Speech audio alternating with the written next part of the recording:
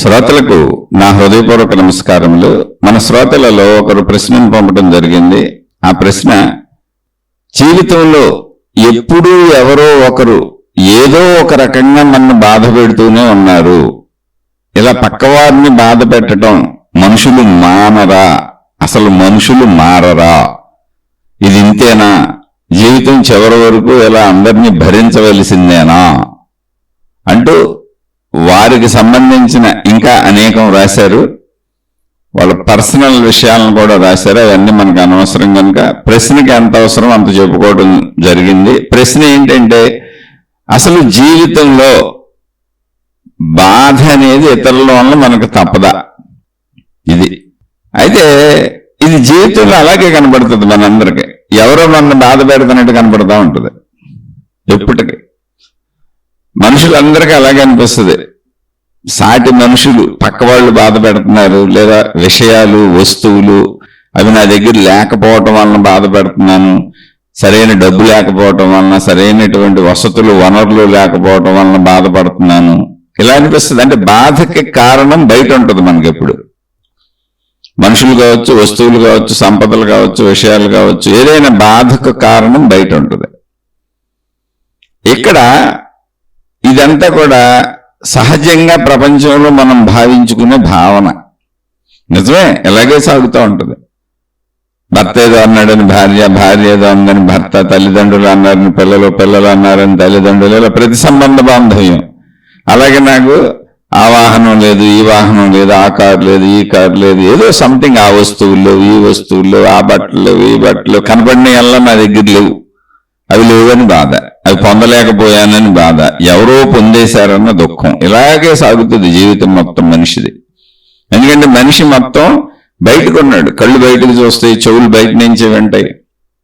మనం మాట్లాడినా బయట వాళ్ళతో మాట్లాడాలి, సౌండ్ బయటకే వెళ్తుంది. మన శరీరం స్పర్శలు బయట నుంచి తెలుసుకుంటుంది.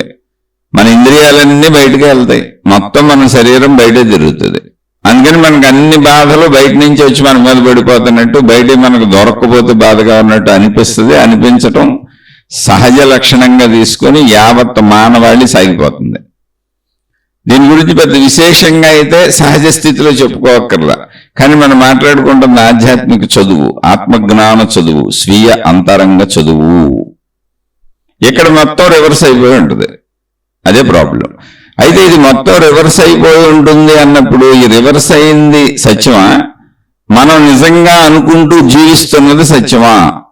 అంటే సహజంగా మనుషులందరూ మామూలుగా బయట ఇతరుల వలన ఇబ్బంది పడుతున్నాను, ఇతర వస్తువుల వలన ఇబ్బంది పడుతున్నాను, విషయాల వలన ఇబ్బంది పడుతున్నాను, అవి లేక బాధపడుతున్నాను, ఇతరులు పొందడం వలన బాధపడుతున్నాను, ఏదో ఒకటి బాధ నాకు బయట నుంచి వస్తుంది అన్నది నిజమా?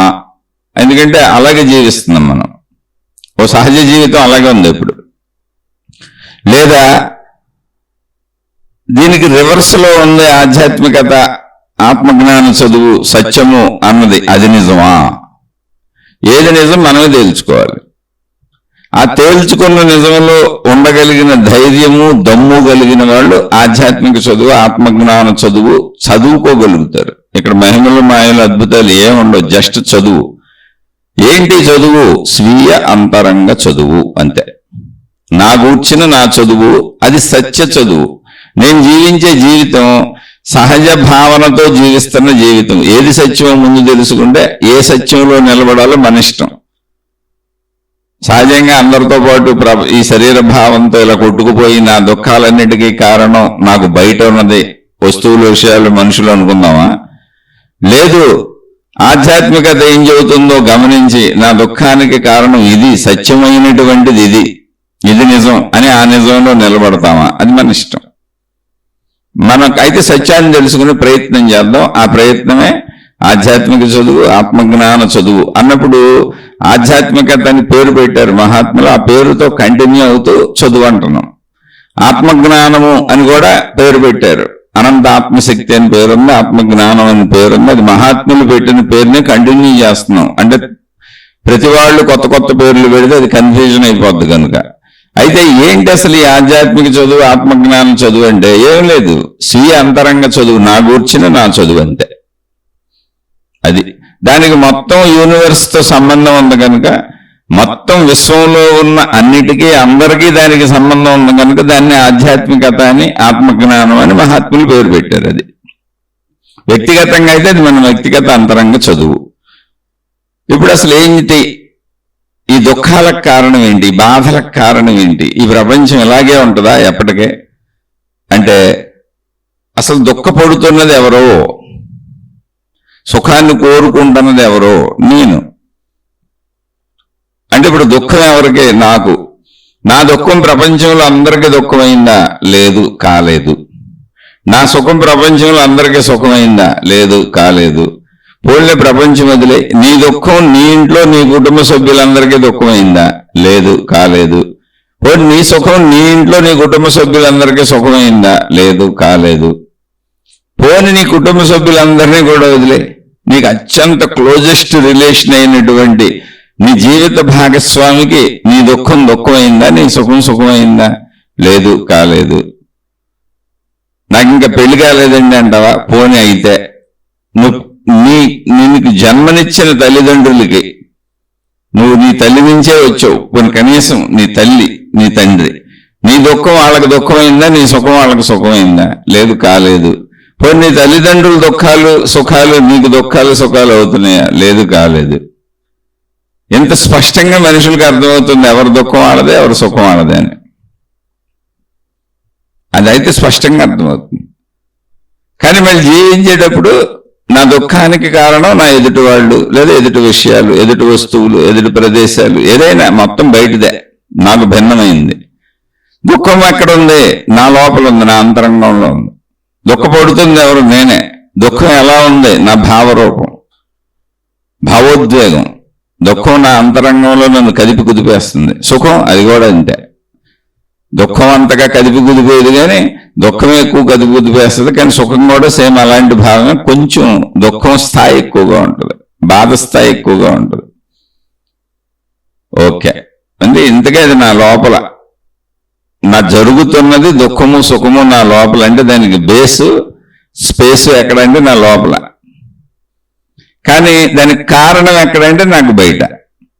మనుషులు కావచ్చు, వస్తువులు కావచ్చు, విషయాలు కావచ్చు, ఏదైనా కావచ్చు.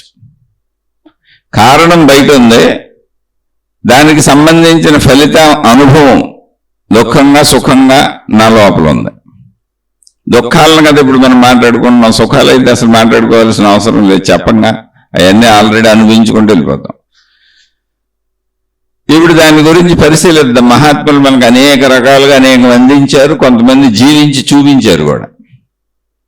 వాళ్ళకే అలాంటి పరిస్థితులు ఎదురైనాయి. అందులో ఏదన్నా చిన్నగా మనం అర్థం చేసుకోవడానికి చిన్నవి చెప్పుకుందాం. ఒక గురువు, ఒక శిష్యుడు. ఒక పెద్ద ఆశ్రమం, గురువు గారు ఉన్నారు, 2 మంది శిష్యులు ఉన్నారు. వాళ్ళందరికీ ఏదో ట్రైనింగ్లు ఇస్తున్నాడు, వాళ్ళందరూ ఏదో నేర్చుకుంటున్నారు. ఆధ్యాత్మిక చదువు, ఆత్మజ్ఞాన చదువు, స్వీయ అంతరంగ చదువు నేర్చుకుంటున్నారు వాళ్ళు కూడా ఆ గురువు గారి దగ్గర చేరి. ఓకే, అటువంటి శిష్యుల్లో ఒక ఉత్తమ శిష్యుడిని ఆయన ఎన్నుకున్నాడు. ఆయన తన ఆశ్రమం నుంచి ఇంకొక ప్రదేశానికి వెళ్ళాలి. దారిలో అంతా అడవులే, చాలా పూర్వకాలపు చరిత్ర ఇది, ఏదో గురుకులాలు ఉన్నప్పుడు చరిత్ర ఇది. అలా శిష్యుడిని తోడుగా తీసుకున్నాడు. మిగిలిన శిష్యులకు చెప్పాడు, ఆయన మీ పాఠాలు మీరు కొనసాగించుకుంటా ఉండండి, మేమిద్దరం అలా ఫలానా ప్రదేశానికి వెళ్ళి వస్తాం, వెళ్ళి రావడానికి చాలా రోజులు పడుతుంది, ఎందుకంటే అప్పుడు వాహనాలు అవన్నీ లేవు, ఓ ముఖ్యమైన పని మీద వెళ్తున్నాం అన్నాడు ఆయన. సరే, ఓకే, బయలుదేరారు ఇద్దరు. గురువు గారు ఆయన సామాన్లన్నీ సర్దుకున్నారు. అప్పుడు మనలాగా ఈ సూట్ కేసులు, బ్యాగులు, ఈ రకాల కొత్త కొత్త వెరైటీలు ఏమి లేవు. ఒక జోలి తగిలించుకున్నారు. దారిలో తినడానికి కూడా హోటల్స్ గేటల్స్ అలాంటివి ఏమి ఉండవు. ఎక్కడన్నా భిక్షాటం చేసుకోవాలి, లేదా అన్నదాన సత్రాలు లాంటివి ఉంటే అక్కడ తినాలి, ఏ సత్రాల్లోనూ బస్ చేయాలి. మధ్యలో అంతా అడవులు గుండా ప్రయాణం, అక్కడక్కడ గ్రామాలు తగులుతాయి. గురువు గారు తన జోలిలో సర్దుకున్న సామానంతా తెచ్చుకొని, జోలి తెచ్చుకొని జాగ్రత్తగా తగిలించుకున్నారు. శిష్యుడు కూడా జోలి తెచ్చుకున్నాడు, తగిలించుకున్నాడు, తనకు అవసరమైంది తెచ్చుకున్నారు. కొంతవరకు ఆహార పదార్థాలు పెట్టుకున్నారు, కొంత దూరం వస్తాయని. శిష్యుడు గురువు గారి మీద గౌరవంతో, అయ్యా మీ జోలి నాకేమన్నా నేను తగిలించుకుంటాను అన్నాడు. లేదు, నీ జోలి నీకు ఉంది కదా, వద్దులే అన్నారు. లేదు, నా జోలి ఈ భుజానికి తగిలించుకున్నాను, మీ జోలి ఈ భుజానికి తగిలించుకుంటాను, గురుసేవ చేసే అవకాశం నాకేమండి, గురువు గారు కదా, మీ జోలి మీరు మోసుకోవటం ఏంటి, మీరు మాకు దైవ సమానులు అన్నాడు. లేదు లేదు ఈ జోలిలో చాలా ముఖ్యమైనవి ఉన్నాయి, ఇది చాలా సురక్షితంగా తీసుకెళ్ళాలి, దీన్ని పర్వాలేదులే నేనే పట్టుకుంటాను, ఈ జోలి అయితే చాలా జాగ్రత్తగా ఉండాలి, నువ్వు కూడా గమనిస్తూ ఉండు అని చెప్పారు. వెళ్తున్నారు. అలా ఇద్దరు సాగుతున్నారు. దారిలో ఆహార పదార్థాలు తింటున్నారు. అలా గడుపుతూ వెళ్తున్నారు. ఒక నదీ ప్రాంతానికి వెళ్ళారు. అంటే 2-3 రోజులు ప్రయాణం గడిచిపోయింది. మధ్య మధ్యలో గురువు గారు తన జోలిలోకి తొంగి చూసుకుంటున్నారు. ఉందలేని జాగ్రత్తగా చూసుకొని మళ్ళీ సంతృప్తిగా పెట్టుకుంటున్నారు. జోలి ఆయన భుజానికే ఉన్నా కూడా గురువు గారు ఆ జోలిలోకి చూసుకొని మళ్ళీ దాన్ని సర్దుకొని మళ్ళీ పెట్టుకుంటున్నారు. చాలా జాగ్రత్తలు తీసుకుంటున్నారు. ఇంతకీ ఆ జోలిలో ఏముందో శిష్యుడికి అర్థం కాలేదు. అయితే ఏదో చాలా ముఖ్యమైనది ఉండి ఉంటుంది, లేకపోతే గురువు గారు అంత జాగ్రత్తగా ఎందుకు చూసుకుంటారు? సరే అదంతా మనకి ఎందుకు, ఎందుకంటే గురువు గారు చెప్పలేదు, చెప్పనప్పుడు మనం అడగడం ఎందుకు అనుకున్నాడు. సరే 2-3 రోజులైంది. అక్కడక్కడ నదులు దొరికిన ఒక చోట ఆగారు. నది దగ్గర ఆగారు. గురువు గారు శిష్యుడిని జాగ్రత్తగా, నాయన ఈ జోలి చూస్తుండే, ముందు నేను స్నానం చేసి వస్తాను, తర్వాత నువ్వెళ్ళు కానీ కాలకృత్యాలు తెచ్చుకొని స్నానాలు అవి చేసుకొచ్చారు. అలా వెళ్తున్నారు బస్ చేసుకుంటా. మధ్య మధ్యలో ఎక్కడ ఏం దొరికితే అక్కడ వాళ్ళ ఉపయోగాలు తీర్చుకుంటా. ఈ గురువు గారు నడుస్తున్న ప్రతిసారి అరగంటకోసారి, పావుగంటకోసారి జోలిని మాత్రం జాగ్రత్తగా తడివి చూసుకుంటున్నారు. శిష్యుడికి ఇంకా ఉత్సాహం లోపల ఏదో ఒక రకమైనటువంటిది విషయాసక్తి పెరిగిపోయింది. అది ఏముంది అసలు ఆ జోలిలో గురువు గారు చావట్లేదని. సరే గౌరవం కొద్దీ అడగడం ఆగాడు, కానీ ఇంకా ఆగలేక అడిగేశాడు. గురువు గారు ఆ జోలు ఎందుకు అంత జాగ్రత్తగా చూసుకుంటున్నారు, ఏముందని? నాయన అది చెప్పే విషయం కాదు, చాలా విలువైనటువంటివి ఇది జోలిలో ఉంది, మనం దీని గురించే మనం వెళ్తున్నాం, కాబట్టి నువ్వు ఆ విషయాన్ని నన్ను అడగబాక, నేను నీకు అది చెప్పే విషయం కాదు, కానీ చాలా విలువైంది ఉంది ఇందులో, అదేం సంబంధించింది కాదు నీకు, ఇప్పుడు నా ప్రయాణం కూడా దీని గురించే సాగుతుందని. సరే అనుకున్నారు. ఇద్దరు వెళదానే ఉన్నారు. అలా వెళుతున్నప్పుడు మళ్ళీ ఒక చోట ఒక నదీ తీరంలో ఆగారు. ఆగి గురువు గారు ఆ జోలిని శిష్యుడికి ఇచ్చి, నాయన నేను స్నానం చేసి వస్తాను, దీన్ని జాగ్రత్తగా చూడు, నేను వచ్చిన తర్వాత మళ్ళీ నువ్వు వెళ్తూ కానీ జోలి మాత్రం వదలబాక అని ఎప్పుడు రోజు మాదిరిగానే చెప్తున్నాడు. ఆయన శిష్యుడు దగ్గర పెట్టి కూర్చున్నాడు. గురువు గారు అటు కాలకృత్యాలు తీర్చుకొని నదిలో స్నానానికి వెళ్ళి నదిలో మునిగి స్నానం చేస్తున్నారు. కొంచెం దూరంగా ఉన్నారు గురువు గారు. శిష్యుడికి కుతూహలం ఆక గురువు గారి జోలిలో ఏముంది అని లోపలికి తొంగి చూశాడు. ఆ జోలిని తీసి చూశాడు. చూస్తే పైన అన్ని బట్టలు ఉన్నాయి, కొన్ని గురువు గారికి అవసరమైనటువంటి వస్తువులు కనపడినాయి. వాటన్నింటినీ తొలగించి చూస్తే అడుగున ఒక బంగారు ఇటుక ఉంది. అది ఒక క్లాత్లో చుట్టేస్తుంది. క్లాత్ తొలగించి చూశాడు, బంగారు ఇటుక. జోలు కూడా చాలా బరువుగా ఉంది. అప్పుడు అర్థమైంది, ఓహో జోలు కూడా ఎందుకనే ఇంత బరువుగా ఉంది, మామూలుగా బట్టలు అయితే ఇంత బరువు ఉండదు కదా. ఓ గురువు గారు బంగారు ఇటుకను ఇందులో దాశారు, ఈ బంగారు ఇటుకను పట్టుకొని వెళ్తున్నాం మేము, ఓకే అనుకున్నాడు. అయితే అతనికి గురువు గారి బోధలు గుర్తొచ్చినాయి. క్షణక్షణానికి గురువు గారు పావుగంటకు ఒకసారి తడుముకోవటం, చూసుకోవడం ఏంటి, తన భుజానికే ఉన్నా కూడా అసలు జోలిని ఎవరు ముట్టుకోవట్లా. అయినా ఆయన మనసంతా జోలుల మీదే ఉంది, ఆ జోలిలో ఉన్న దాని మీద ఉంది.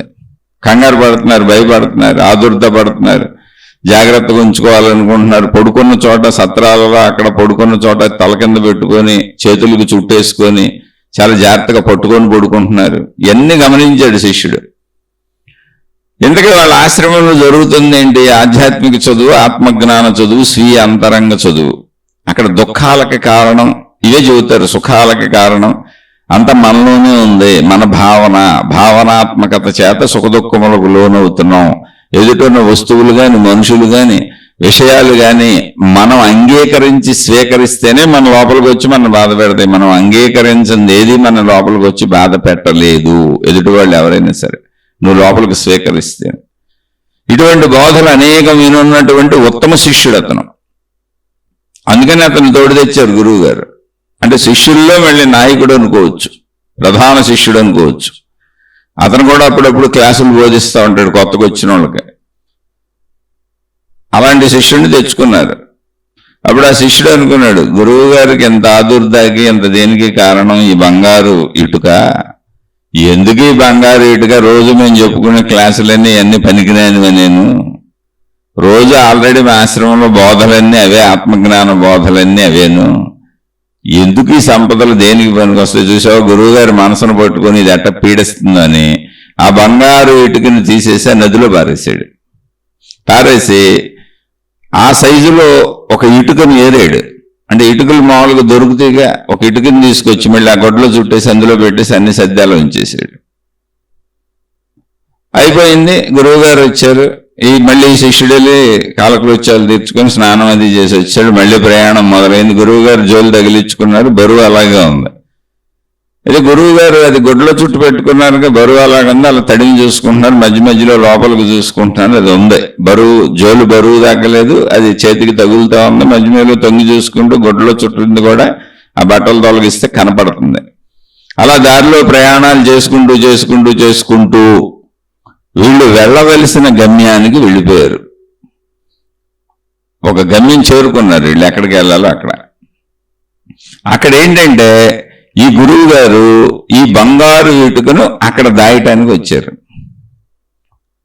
ఆ బంగారు ఇటుక ఆయన అక్కడ దాయటం ఎందుకు అంటే, తన ఆశ్రమానికి ఎప్పుడైనా సరే ఏదైనా మళ్ళీ అవసరాలు వస్తే ఆ అవసరాలకి బంగారు ఇటుక ఉపయోగపడుతుంది అని అంత దూరం ప్రయాణించుకొచ్చి దాన్ని సేఫ్ ప్లేస్లో దాయడానికి వచ్చారు. అక్కడ దాన్ని దాసేవాళ్ళు ఉన్నారు. అక్కడికి వచ్చారు. అయితే ఇంకా వాళ్ళని కలవలేదు. వీళ్ళు ఒక చోట బస్ చేశారు. వీళ్ళు ఆ రాత్రి అక్కడ ఉన్నారు. ఇంకా ఇటుగా అక్కడ ఇచ్చేసి తిరిగి వెళ్ళిపోతారు. అది గురువు గారికి తెలుసు, ఎవరికి తెలియదు. ఆ ఏర్పాట్లన్నీ గురువు గారు చేసుకున్నారు. అక్కడ పడుకున్నారు. తెల్లవారితే వాళ్ళని కలుస్తారు. ఈ ఇటుక వాళ్ళకి ఇచ్చి వెళ్ళిపోవాలి. అది భద్రపరచబడుతుంది అక్కడ. భవిష్యత్తులో గురువు గారికి ఏ అవసరాలు వచ్చినా మళ్ళీ దాన్ని తీసుకుంటాడు అనమాట ఆయన. ఇప్పుడు ఆశ్రమంలో ఈ ఇటుకని ఉంచుకోవచ్చు కదా గురువు గారి ఆశ్రమంలోనే అంటే, అక్కడ ఉండి ఆయనకి నిద్రపడతలా. ఆ బంగారపు ఇటుక అక్కడ ఉండి ఆయనకి నిద్రపడతలా. ఎందుకనంటే అనేక మంది శిష్యులు తిరుగుతానే ఉన్నారు. ఎవడెప్పుడు ఎత్తుకుపోతాడో తెలియదు. 7 మంది భక్తులు ఆయన దర్శనార్థం వస్తారు. అది ఆయన గదిలోనే రోజు పెట్టుకొని ఎప్పటి నుంచో దాస్తున్నాడు. నిద్ర పట్టక వేరే వాళ్ళకి అప్పచెబితే నేను హాయిగా నిద్రపోవచ్చు అని చెప్పి దాన్ని క్షేమంగా ఉంచేటువంటి నమ్మకస్తులైన వాళ్ళు ఉన్న ప్రదేశంలో ఒక ఏర్పాటు చేసుకున్నాడు ఆయన. అది అసలు ఉద్దేశం. ఇంకే కారణం గురువు గారికి నిద్ర పట్టక భయం, అది ఎవరెత్తుకుపోతారు అని. అయిపోయింది. వాళ్ళు పడుకున్నారు. రాత్రిపూట పడుకున్నారు. గురువు గారు మళ్ళీ ఆ మూటను పట్టుకొని జాగ్రత్తగా పెట్టుకొని, అది ఎక్కడ మూట ఎవరెత్తుకుపోతారని అది చేతిలోంచే ఆ జోలిని తగిలించుకొని దాన్ని చుట్టేసుకొని అలా పడుకున్నాడు ఆయన. ఎంతకీ గురువు గారికి నిద్ర పడతలా. రోజు అలాగే ఉందలే యాత్రలో కూడా, ఇప్పుడు నిద్ర పడతలా. అయితే శిష్యుడు గురువుగారి పక్కనే పడుకొని చక్కగా పడుకుందామని ప్రయత్నిస్తూ గురువుగారు తన్నాడు, హాయిగా నిద్రపోండి గురువుగారు, ఎందుకు అలా అటు ఇటు కదులుతానే ఉన్నారు, బయలుదేరిన కాడి నుంచి అలాగే ఉన్నారు మీరు అని అంటే, గురువుగారు అన్నారు, ఇంకే ఒక్క రాత్రేరా, తెల్లారిపోతే గొడవ వదిలిపోద్ది మనకి, మళ్ళీ మనం హాయిగా తిరిగి వెళ్ళిపోవచ్చు, బ్రహ్మాండంగా నిద్రపోతాను, ఈ ఒక్క రాత్రి కొంచెం జాగ్రత్తగా ఇలా ఉంటే చాలు అంటే. ఆ శిష్యుడు అన్నాడు, పోనీ ఆ మూటను నాకేమన్నా నేను పట్టుకుంటాను, నేను మేల్కొని ఉంటాను, మీరు హాయిగా నిద్రపోండి అన్నాడు. ఎందుకంటే శిష్యుడికి తెలుసు ఆ మూటలో ఏమీ లేదు, అది మామూలు మట్టి ఇటుకే ఉందని. గురువుగారికి తెలీదు. గురువుగారి పాపం అందులో బంగారు ఇటుక ఉందనుకొని చాలా రోజులు మళ్ళీ నడుచుకుంటా వెళ్తా ఇలాగే బాధపడుతూ వచ్చారు. అంటే గురువుగారు వద్దొద్దు, నేను ఎవరికి ఇవ్వను, నువ్వు మళ్ళీ అజాగ్రత్తగా దీన్ని ఉన్నామంటే ఆవిడని ఎత్తుకుపోయాడంటే కష్టం, ఉన్నాయి నా దగ్గరే ఉంచుకుంటే ఒక్క రాత్రే కదా, పడుకో నువ్వు అన్నారు. నేను కొంచెం అటు ఇటు చూసుకుని నిద్రపోతాలే, నిద్ర వచ్చినప్పుడు తొందరగా నిద్ర పట్టడం లేదు అన్నారు. అప్పుడు శిష్యుడు గురువు గారితో నవ్వుతూ, అయ్యా మీకు నిద్ర పట్టని చింత కలిగించే విషయాన్ని, మీకు ఇబ్బంది కలిగించే విషయాన్ని నేను ఎప్పుడూ బయట పారేశాను, మీరు హాయిగా నిద్రపోవచ్చు, కాబట్టి మీకు దిగులేం లేదు, ఆ జోలిని అవతల పారేసి హాయిగా నిద్రపోండి, ఎవడో ఎత్తుకుపోడు దాన్ని నేను. అయ్యా మీకు చీకు చింత కలిగించేటువంటి నిద్ర పట్టకుండా చేసేటువంటి విషయమేమి ఆ జోలిలో లేదు, దాన్ని నేను తీసి ఎప్పుడో బయట పారేశాను, మీరు హాయిగా నిద్రపోండి, ఆ జోలిలో ఏమీ లేదు, మీకు ఇబ్బంది కలిగిస్తున్నటువంటి చింత కలిగిస్తున్నటువంటి దానిని జోలిలోంచి ఎప్పుడో తీసి బయట పారేశాను, కాబట్టి ఆ జోలి పక్కన పడేసి హాయిగా నిద్రపోండి అన్నాడు శిష్యుడు నవ్వుతూ. గురువు గారికి అర్థం కాలేదు. ఏం చేసావురా అన్నారు. అంటే ఏం చేయలేదు, మీకు చింత కలిగించేది మీ జోలిలో లేదు.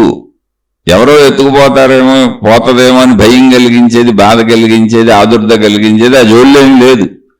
అది మీరు పక్కన పెట్టేసి హాయిగా నిద్రపోయినాను. వెంటనే గురువు గారు జోలు తీసి చూశారు.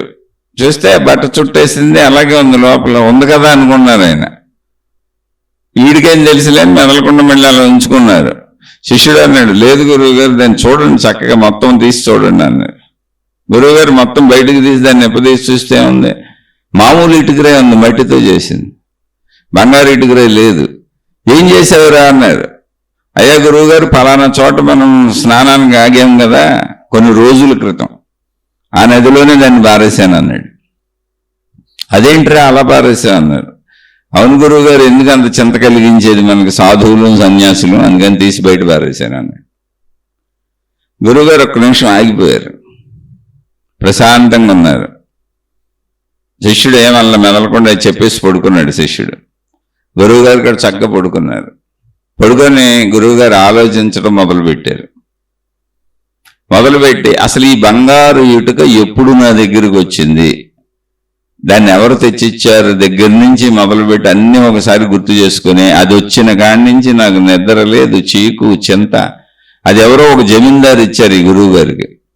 అయ్యా మీరు ఇంతమంది శిష్యులకి ఇంత ఆత్మజ్ఞాన బోధలు చేస్తున్నారు కదా, ఎప్పుడైనా భవిష్యత్తులో మీకు ధనావసరతలు వస్తే ఇదిగో పెద్ద బంగారు ఇటుక తెచ్చాను, దీన్ని భద్రపరిచి ఉంచుకోండి, మీకు గడిచినంత వరకు ఒకేలా గడుపుకోండి, గడవన్నప్పుడు దీన్ని ఉపయోగించుకొని మీ ఆశ్రమంలో అన్నీ నిర్వర్తించుకోండి, ఇది చాలా విలువ చేస్తుందని చెప్పి చెల్లాడు.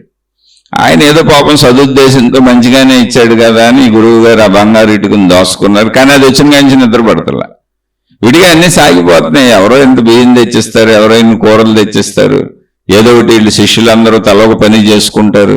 ఆత్మజ్ఞానం చదువు అంటే రోజు చదివే ఉండదు. అక్కడ చక్కగా ఏర్పాట్లు, పనులు, మొక్కలు పెంచుకుంటారు, వాళ్ళకి అవసరమైన పండించుకుంటారు, ఆ ఉన్న వాటితో తృప్తిగా ఉంటారు, ధ్యానాలు చేసుకుంటారు, సాధనలు చేసుకుంటారు. మళ్ళీ ఆత్మజ్ఞానం చదువు గురువు గారు చెప్తారు, దాన్ని ప్రాక్టీస్ చేసుకుంటారు, సందేహాలు ఉంటే అడుగుతారు. అందరూ కూడా చక్కగా మంచి గుణమార్పులు తెచ్చుకుంటూ అద్భుతంగా ఉన్నారు. మధ్యలో ఏదో ఈ గురువు గారి పేరుని దర్శనార్థం వచ్చినటువంటి ఒక పెద్ద జమీందారు ఆ ఇటుకని తెచ్చిచ్చాడు. ఎందుకంటే ఇక్కడ ఈ సిస్టమ్ అంతా నడుపుకుంటున్నారు కదా, వీళ్ళకి ఎప్పుడైనా అవసరం రావచ్చు అని. అది వచ్చిన రోజు మొదలు దాన్ని భద్రపరిచిన కానించి గురువు గారికి నిద్రపడతలే. ఇప్పుడు ఇది ఏంటి అని. అంతకుముందు గొడవ లేదు, ఎందుకంటే ఎప్పటికప్పుడు ఎవరో ఇచ్చినవి వండుకునేవాళ్ళు, తినేవాళ్ళు, లేదా వాళ్ళు పండించుకునేవాళ్ళు. అసలు దాయటము ఆ వస్తువులు గొడవ లేదు. హాయిగా ఆత్మజ్ఞాన కాలక్షేపం, ఆధ్యాత్మిక చదువు కాలక్షేపం, స్వీయ అంతరంగ సాధనలతో అందరూ సంతృప్తిగా ఉన్నారు గురువు గారు, శిష్యులందరూ. ఇప్పుడు శిష్యులందరూ బాగానే ఉన్నారు. పాపం గురువు గారికి సంతృప్తి పోయింది, బంగారు ఇటుకు వచ్చిన గురించి ఇవన్నీ గుర్తొచ్చినాయి గురువు గారికి. అది భరించలేక దీన్ని ఎక్కడో దాసేద్దామని ఒక ఏర్పాటు చేసుకొని, ఆ ఏర్పాటు కోసం అంత దూరం ప్రయాణించి ఒక నమ్మకస్తుడైనటువంటి వ్యక్తిని చూసుకొని అక్కడ పెడుతున్నారు దీన్ని. అవసరమైనప్పుడు మళ్ళీ ఎప్పుడన్నా తిరిగి ఇవ్వడానికి వీలుగా. అది అసలు విషయం. ఇప్పుడు గురువు గారికి అవన్నీ గుర్తొచ్చినాయి. ఇప్పుడు ప్రస్తుతం ఈ ఇటుక బంగారు ఇటుక లేదు, ఎత్తి నదిలో పారేశాడు మా శిష్యుడు. ఒకసారి ఆలోచించారు, ఆ శిష్యుడి మీద గురువు గారికి ఎటువంటి కోపం రాలా. ఏంటంటే వీడికి నా చదువు బాగా అర్థమైందని ఆనందం వచ్చింది ఆయనకి. బంగారు ఇటుకను తీసి అలా నదిలో పారేయగలిగాడంటే గురువునైన నేను దాన్ని ఎందుకైనా పనికొస్తుందేమో ఆశ్రమ నిర్వహణకు కానీ, ఫ్యూచర్లో రాబోయే శిష్యులకు కానీ, భక్తులకు కానీ ఏదైనా ఇక్కడ ఖర్చులకు ఉంటుందని నేను ఇంత ఆత్మజ్ఞాన బోధ చేసి నేను దాన్ని దాస్తున్నా. అసలు ఏమీ లేదని చెప్పి హాయిగా ఉండండి అని అందరికీ బోధలు చేసి నేనేమో అది పట్టుకొని దాస్తున్నా. వాడికి చక్కగా అర్థమైంది ఆత్మజ్ఞాన బోధ. దుఃఖానికి కారణం ఏంటో తెలిసింది, భయానికి కారణం ఏంటో తెలిసింది, బాధకు కారణం ఏంటో తెలిసింది, బంధానికి కారణం ఏంటో తెలిసింది, ఆశకి కారణం ఏంటో తెలిసింది, అత్యాశకి కారణం ఏంటో తెలిసింది. అన్నింటికీ కారణం వాడికి అర్థమైంది. మొత్తంగా దాన్ని తీసి అవతల పారేశాడు. చింత, చికాకు ఏమీ లేవు, ఎత్తి అవతల పారేశాడు. చింతకి కారణం వాడికి అర్థమైంది.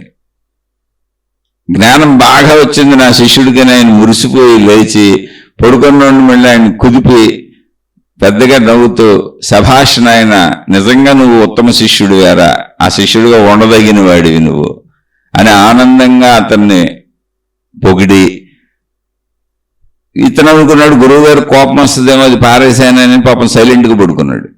గురువు గారు అంత ఆనందంగా లేచి అతన్ని పొగుడుతుంటే సంతోషపడ్డాడు.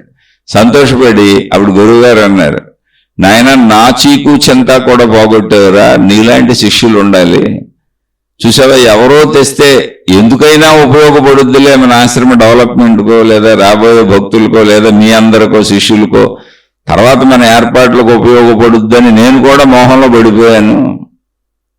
ఆసక్తి నన్ను కూడా బంధించింది. చూసావా, నువ్వు అది పారేసి చక్కగా నాకు కూడా జ్ఞానోదయం అయిందిరా అని గురువు గారు తనలో తనకి పడుకొని నవ్వుకుంటానే ఉన్నాడు. రాత్రి అంతా పడుకున్నారు ఇద్దరు. ఆయన నవ్వుకుంటానే ఉన్నాడు. ఏంటి అంటే, ఇన్ని బోధలు చేస్తున్న నేను బంధం హృదయంలో ఉంది అని నేను గ్రహించి అందరికీ చెబుతున్నా, కానీ నేను అనుభవంగా తీసుకోవాలా.